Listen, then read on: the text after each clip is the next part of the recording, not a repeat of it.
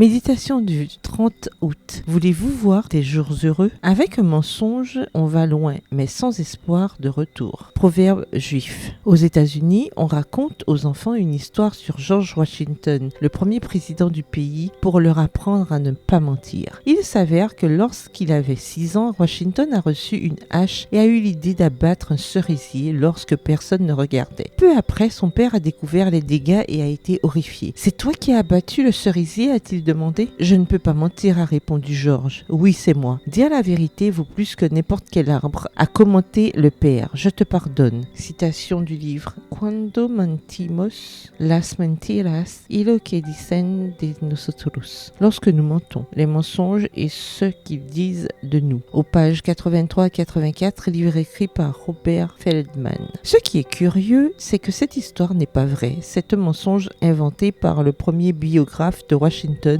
plus intéressé par la vente de livres que par la vérité. Raconter un mensonge pour apprendre aux gens à ne pas mentir? Un paradoxe qui montre à quel point notre relation avec le mensonge est complexe. Nous mentons tous et les raisons de le faire ne manquent pas. Nous mentons pour cacher nos insécurités. Qui n'en a pas? Nous mentons pour éviter la confrontation ou l'embarras. Qui n'a pas peur de ne pas être à la hauteur? Nous mentons par peur d'affronter les conséquences d'une erreur. Qui n'en a pas peur? Il est humain de mentir et nous l'avons toutes fait. Et pire, nous le faisons encore. Qu'il s'agisse de petits détails ou de grandes questions. Et cela nous prive tous de quelque chose en cours de route, mais en particulier les chrétiens, qui essaient de vivre selon les principes d'un livre inspiré par Dieu. Un livre appelé la Bible, dans lequel nous lisons des messages forts tels que « Le Seigneur déteste les menteurs, il approuve ceux qui pratiquent la vérité ». Proverbe 12, verset 22 dans la version Bible en français courant. Le problème du mensonge est qu'il révèle notre manque